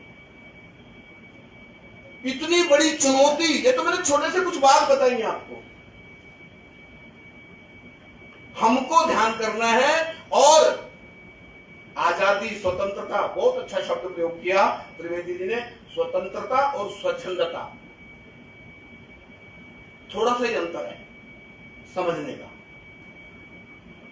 स्वच्छंद होना गलत नहीं है, लेकिन स्वच्छंद होकर के सामने वाले के बारे में बिल्कुल विचार नहीं करना, यह गलत है। मेरी आजादी वहां पर समाप्त हो जाती है जहां पर दूसरे की नाक, मैं कितना भी मेरा पेट निकला हुआ है लेकिन मेरे शरीर का जो हिस्सा सबसे आगे है वो मेरा नाक ही है। मेरी आजादी दूसरे की नाक शुरू होते ही खत्म हो जाती है। इस छोटी सी बात को यदि हम ध्यान में रखेंगे तो निश्चित तौर पर हम आगे बढ़ पाएंगे। आजादी के 75 वर्ष 76 वर्ष हमने जी लिए हैं। भाइयों, मेरा आपसे एक ही निवेदन है, दुनिया में भारत को कैसा होना चाहिए इसका एक सपना संजोइए। जैसे आप सपना संजोते हैं मेरी बीवी कैसी हो, लड़की सोचती है मेरा पति कैसा हो, मेरी ससुराल कैसी हो, मेरा मकान कैसा हो, मेरी गाड़ी कैसी हो। आप सोचिए कि मेरा देश कैसा हो, और उस देश के लिए एक 20-25 वर्ष का समय आप अपने सामने रखिए कि वैसा भारत बनाने के लिए मेरा योगदान क्या हो सकता है। आजादी के 100 वर्ष जब पूरे हो रहे होंगे 2047 में, वैसा भारत निर्माण करने के लिए मेरी क्या भूमिका हो सकती है, मेरा क्या योगदान हो सकता है, इस भाव को मन में संजो करके चलिए। आप देखिएगा भारत निष्ठों, क्योंकि हम 140 करोड़ हैं जी, हम 140 करोड़, हम तो एक तरफ मुंह करके फूंक मार दें, केवल फूंकी मार दें एक तरफ मुंह करके, तो मन नहीं लगता कि बाकी कोई टिक भी पाएगा। तो एक बार भारत 2047 में कैसा हो, इसके लिए कुछ सपने बुनिए, सपने घड़िए, और उन सपने को जीने के लिए मेरा जीवन कैसे काम आ सकता है इसका विचार करिए। मैं समझता हूं जब हम इस तरह की बात सोचेंगे, और उसकी शुरुआत हमको अपने परिवार से करनी पड़ेगी। एक छोटी सी प्रार्थना कर रहा हूं, हफ्ते में एक दिन घर के जितने लोग हैं इकट्ठे बैठ करके खाना खाया करिए। अभी तो घर में 5 लोग हैं, थोड़ी अभी मैं घर में गया, 4-5 लोग सब व्यस्त, एक हंस रहा, थोड़ी देर बाद दूसरा हंस रहा, थोड़ी देर तीसरा हंस रहा, फिर चौथा हंस रहा। मैंने कहा तुम एक साथ क्यों नहीं हंसे? कहते जी इसने जो चुटकुला पढ़ा व्हाट्सएप पे, वो पढ़ के ये हंसे और इसने पिताजी को भेज दिया। अब पिताजी को हंसाया, उसने पढ़ा, और उसने हंस करके पढ़ करके माँ को भेज दिया, और माँ को भी हंसी आ गई, माँ ने पढ़ करके बेटी को भेज दिया। ये हमारे घरों की स्थिति है। मेरी बेटी ने भाषण सुन लिया मेरा, ऐसा ही, छोटी है, मैंने वैवाहिक जीवन देर से स्टार्ट किया है, अभी 8वीं में है। अभी परसों की बात है, तो मेरे को कहने लगी कि आपने ना वो भाषण में पिताजी ये कहा था। मैं कहा हाँ बेटे कहा था। कहता आज फिर ऐसा करें, हम 1-1.5 घंटे के लिए मोबाइल कोई नहीं छुएगा। मेरी 8वीं क्लास की बेटी ने कहा। मैं सच कह रहा हूं, मेरे को बहुत जरूरी काम करना था लिखने का मोबाइल पे।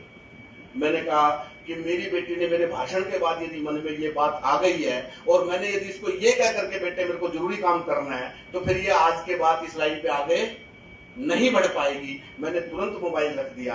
रात की बात है, 10:30-11 बजे की। मैंने वो काम, जब वो सो गई लगभग 1:30 बजे के करीब, 1-1:30 बजे के करीब मैंने अपना वो काम निपटाया। मेरा निवेदन है कि ये छोटा सा काम परिवार के साथ बैठ करके कोई अच्छी चर्चा, जब खाना खाएंगे, एक दूसरे के गुण, एक दूसरे के अवगुण, उन अवगुणों को कैसे ठीक किया जा सकता है, और मेरे अंदर क्या ठीक है, मेरे अंदर क्या ठीक नहीं है, ये छोटी छोटी बातें परिवार के साथ शेयर करेंगे तो उसमें से बहुत सारी चीजें, मेरी बहन उसको कहीं दिक्कत आ रही है बाहर कॉलेज में जाते हुए, वो जब वहां बैठ करके सहज होगी तो अपनी बात हमारे सामने रखेगी। ये जो कम्युनिकेशन है ये परिवार से शुरू करेगी, और उसका माध्यम बढ़ाइए। हफ्ते में एक दिन सब इकट्ठे बैठ करके खाना खाएंगे। उस दिन माँ गरम गरम नहीं खिलाएगी, जिनकी शादी हो रखी है पत्नी गरम गरम नहीं खिलाएगी, पहले बना के रख लेगी, सब इकट्ठे बैठ के खाएंगे। और दूसरा, पर्यावरण का ध्यान रखिए। स्वच्छता की बात पहले की है मैडम ने, तो क्या करना है? 3 ही है उसमें शब्द। क्या है? प्लास्टिक को छोड़ना है, पानी को बचाना है, और पेड़ को लगाना है। पेड़ को लगाना है, पानी को बचाना है, और प्लास्टिक को छोड़ना है। मेडिकल स्टोर में जाता हूं, दवाई थैली में डाल दे, अरे तेरी जेब में भी तो जा सके, कागज के लिफाफे में डाल दे उसमें। छोटी सी बात है, यहीं से शुरुआत करिए। नहा रहे हैं, टूटी नहीं हो, टूटी चला दे, उसके नीचे बैठ के ठंडे ठंडे पानी से नहाना चाहिए। नहाना आए चाहे ना आए, और कितना पानी बह गया पता ही नहीं, बाल्टी भर के नहा सकता हूं क्या? कोई एक पेड़ जिसके साथ मेरी सेल्फी है, जिसको मैं अपना भाई मानता हूं, जिसको मैं अपना बच्चा मानता हूं, 1 2 4 5 पेड़ हर जन्मदिन पे, अरे दोस्तों के साथ जाते हो, पार्टी करते हो, जरा जाओ ना 5-4 पेड़ लगा करके आओ। और किसी को कहो भाई ये तूने इसका पालन भी करना है, स्वयं नहीं कर सकते तो नहीं तो उसका रक्षण भी करो, पोषण भी करो। ये छोटी छोटी कुछ चीजें हैं जो भारत को महान बना सकती है। आने वाले समय में आप कहेंगे पत्रकारिता से हट करके बात कर रहे हो, अरे भाई पत्रकार हैं तो हैं, पर नागरिक भी तो है इस देश के। तो नागरिक के नाते जो हमारे कर्तव्य हैं, उन कर्तव्यों का निर्वहन करते हुए सामान्य, अरे भाई जो नियम है उनका पालन करूंगा, हेलमेट का, बेल्ट का। भाई साहब बेल्ट खोल दो, मैं क्या बात, कहीं यहाँ पुलिस चालान नहीं काटती, मतलब इसलिए पहननी है क्या बेल्ट, भाई पुलिस चालान नहीं काटती? हेलमेट इसलिए पहनना है क्या कोई पुलिस चालान नहीं काटती? ये हमारे स्वभाव के विषय बने। ऐसी छोटी छोटी चीजों को जोड़ करके ये देश जब हम ध्यान करेंगे तो निश्चित तौर पे 2047 का भारत हम निर्माण कर सकेंगे, जो हमारे सपनों का भारत होगा, जिसको हम दुनिया में छाती जोड़ी कर करके कहेंगे ये हमारा भारत, जो विश्व को बंधुता का संदेश देता है, जो विश्व को समरसता का संदेश देता है, जो विश्व को आर्य बनाने का, श्रेष्ठ बनाने का संदेश देता है, सर्वे भवन्तु सुखिनः सर्वे सन्तु निरामया की बात करता है। ये भारत है, मातृवत् परदारेषु परधर्मेषु लोष्टवत् की बात करता है। ऐसा भारत हम निर्माण कर पाएंगे जब छोटी छोटी बातों की तरफ ध्यान देंगे। बस इतनी बात कह करके मैं अपनी वाणी को विराम देता हूं, और आप सबने इतने धैर्य से सुना है, आप सबको नमन करता हूं। जय हिंद, जय भारत, जय हरियाणा।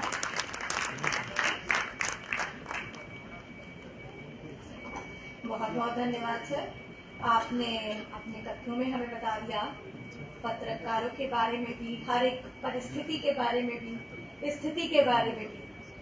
विषम परिस्थिति हो या समतल तल, महामारी, अकाली, बाढ़, भूकंप का पल, राजनीतिक उथल पुथल हो या अपराध का दलदल, धूप, सर्दी या बरसात, आतंकवाद या दुर्घटना के हालात, निर्भीक निडर सा जो हर हाल में देता समाचार, वही कहलाता है पत्रकार, वही कहलाता है पत्रकार। आप सभी पत्रकार बंधुओं के लिए एक बार जोरदार ताली।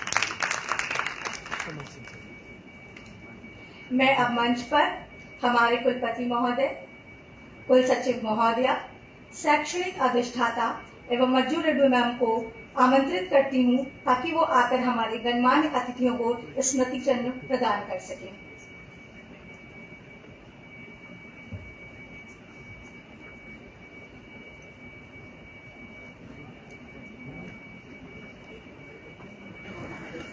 राजेश जी,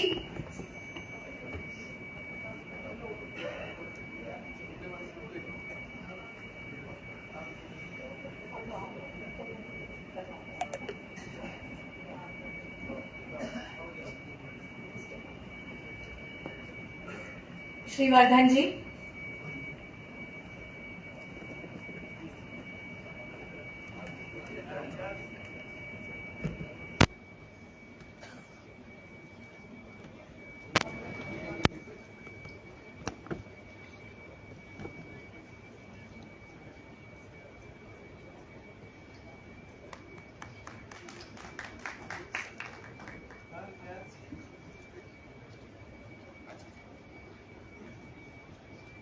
श्रीवर्धन जी,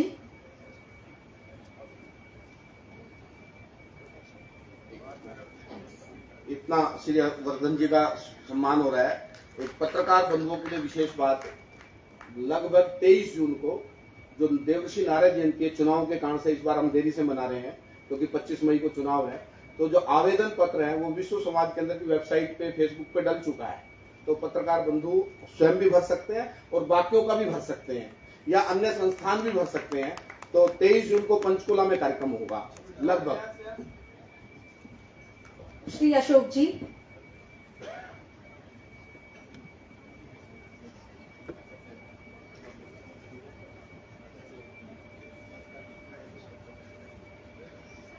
दीप कमल जी,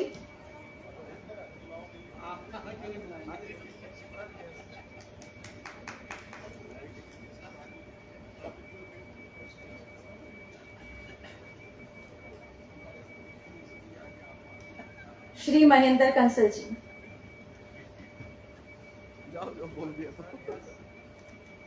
मुझे लगता है मुझे 4 शब्द कहने ही पड़ेंगे। बिन बूंदों के बारिश का एहसास कैसे होगा, जुनून हो जिसके दिलों में हताश कैसे होगा, कार्यक्रम के इस रंग का मिजाज कैसा होगा, बिन तालियों के हमें यह एहसास कैसे होगा।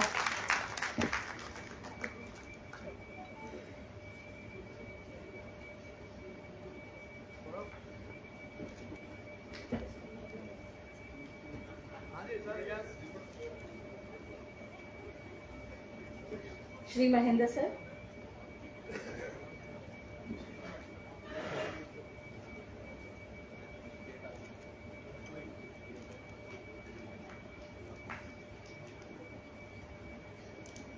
अब मैं हमारे पत्रकार बंधुओं से अनुरोध करती हूँ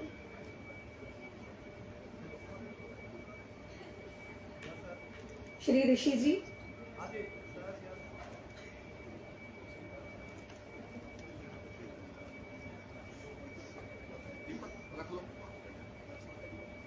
सोनू ग्रोवर जी,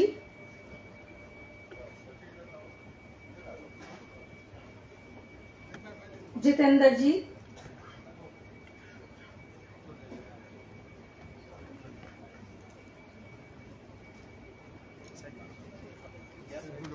राजेश रावत जी,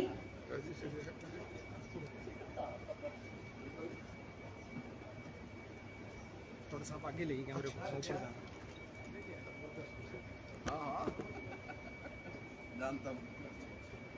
वेद पंचाल जी,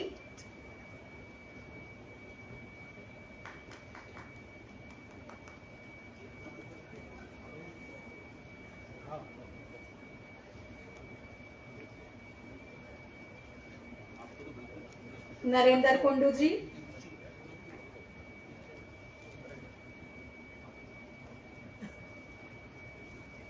सुरेश सिसोदिया जी, अशोक खर्ग जी, राजीव राठी जी, पांडे जी,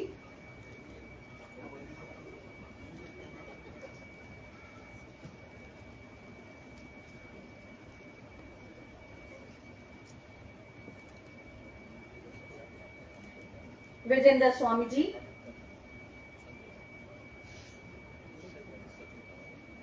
ज्योति जी,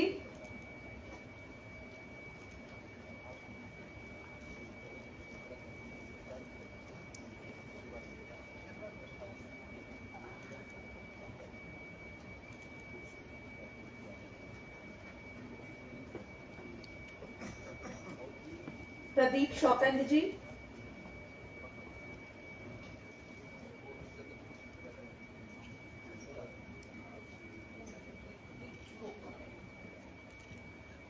सोनू जी,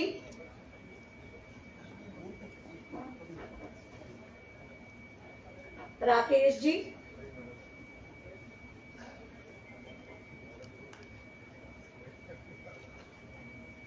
और दिनेश शर्मा जी।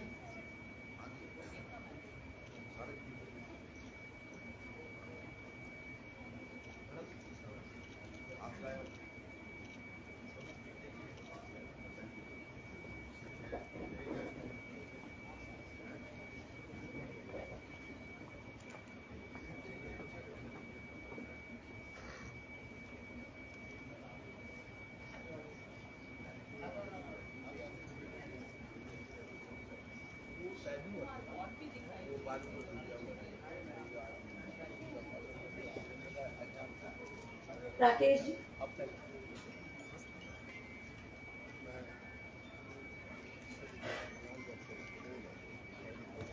दिनेश शर्मा जी,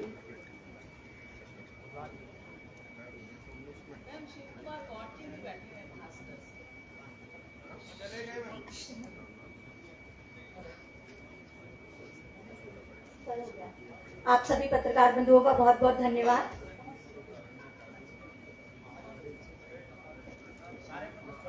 हमारे पत्रकार बंधुओं से निवेदन है कि वो एक सामूहिक चित्र के लिए मंच पर आमंत्रित हैं अतिथियों के साथ, हमारे गणमान्य अतिथियों के साथ समस्त पत्रकार बंधु।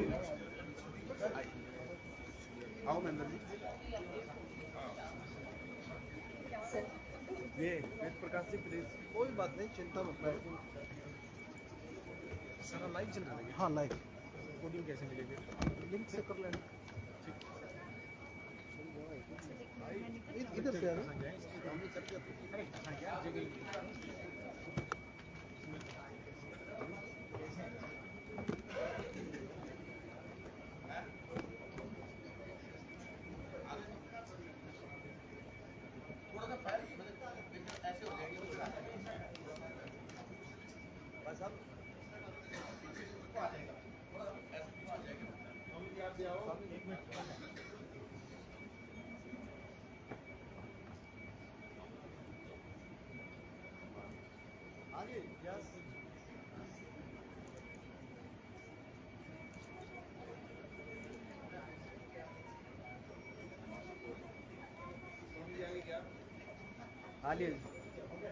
धन्यवाद।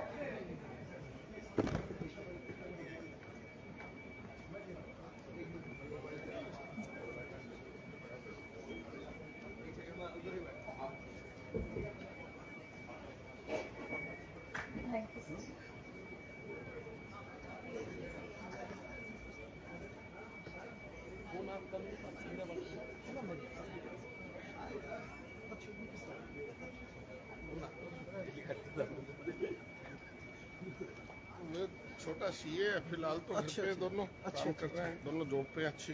ठीक।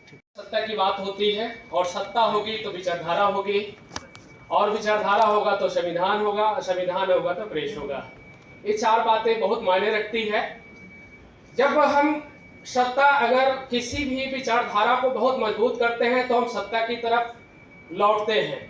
और जाहिर सी बात है कि मुख्य धारा में आप देखे होंगे कि कई ऐसी जो विचारधाराएं हैं जो भी सत्ता में विराजमान है और कई जो है विचारधाराएं हैं जो अभी सत्ता के लिए संघर्ष कर रही है। तो जब विचारधाराएं कोई मजबूत होती है तो संविधान कमजोर होता है और जब संविधान कमजोर होगा तो आपका प्रेस कमजोर होगा। तो ये चीजें आप देख सकते हैं कि अभी हमारी जो वर्ल्ड प्रेस फ्रीडम डे जो मना रहे हैं, हमारे भारत की जो है 161वां स्थान पे हम विराजमान है। तो ये हालात जो है जब भी कोई आप डाटा को प्रेजेंट करते हैं या कोई खबरों को प्रेजेंट करते हैं तो खबरें कहीं ना कहीं आपको कहां ले जाने का काम करती है। मुख्य धारा की जो पत्रकारिता है वो प्रोडक्ट है और जो अभी जो सोशल मीडिया की जो बात हो रही वही एक क्रांति है। पूरे विश्व भर में जो है जितनी भी क्रांति अभी देख रहे हैं वो सोशल मीडिया के योगदान है।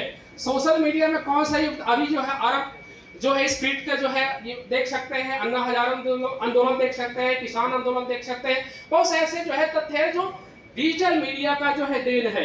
तो ये जो चीजें हैं कहीं ना कहीं हमारी जो डिजिटल पत्रकारिता की जो बात की जा रही थी ये बहुत बड़ा जो है डिजिटल मीडिया का योगदान है। मैं सबसे पहले तो अपने वाइस चांसलर बीसी सर को जो है धन्यवाद देना चाहूंगा, कारण कि जो है सबसे पहले सर ने ही इस जो है आज के कार्यक्रम को जो नींव रखने का सबसे बड़ा योगदान सर का है और जो है आज उन्होंने इस कार्यक्रम को सफल बनाने में हमारी जो है हमारे विभाग को महत्वपूर्ण भूमिका में जो है योगदान दिए। मैं उनके तहे दिल से आभार व्यक्त करता हूँ। साथ ही मैं अपने एडमिनिस्ट्रेटिव के रूप में जो हमारी प्रोफेसर चौधरी रणवीर सिंह विश्वविद्यालय की जो है रजिस्ट्रार मैडम, आदरणीय त्रिवेदी जी, अशोक जी, सिन्हा जी, दीपक जी, प्रोफेसर लवलीन जी, अन्य पत्रकार बंधुओं व भविष्य के पत्रकारिता के लिए सोचने वाले, पढ़ने वाले ऐसे विद्यार्थी, शिक्षार्थी, बच्चों। आगे उन्होंने ये भी कहा कि जीत सिर्फ जीत ही नहीं, आप सबकी कलम की आवाज बड़ी दूर दूर तक जाती है। तो मैडम ने किसी और संदर्भ में कहा, तो मैं उस संदर्भ में बात नहीं कर रहा हूँ, उन्होंने तो बहुत सम्मानजनक ढंग से कहा। लेकिन अक्सर एक बात होती है, आप सबके लिए कह रहा हूँ, अक्सर एक बात होती है कि इस तरह के मंच से कई बार इस तरह के प्रश्न उठाए जाते हैं कि आंचलिक पत्रकारिता, आंचलिक पत्रकार मान लिया जाता है। मैं समझता हूँ पत्रकार सिर्फ खांटी पत्रकार होता है, ठीक है। वो कैटेगराइज कर दिया गया कि मतलब आप जींद में कर रहे हैं तो आप आंचलिक हो गए, आप कहीं और करने लगेंगे, राजधानी में करने लगेंगे यहाँ पर तो आप स्टेट के हो गए, दिल्ली में करेंगे तो आप राष्ट्रीय पत्रकार हो गए। सर ऐसा कुछ भी नहीं होता। आप जितनी हमारी ताकत है, हमसे ज्यादा बहुत ज्यादा ताकत आपकी है, और उसका प्रमाण मैं आपको देता हूं कि किसी भी चैनल के किसी भी बड़े से बड़े अधिकारी के कलम में, उसकी आवाज में, उसकी बात में वो ताकत नहीं होती कि वो किसी एक भ्रष्ट अफसर को भी सस्पेंड करा सके जब तक आप साथ न दो। ये आपकी खबर से होता है। तो आप सब बहुत बहुत सम्मान।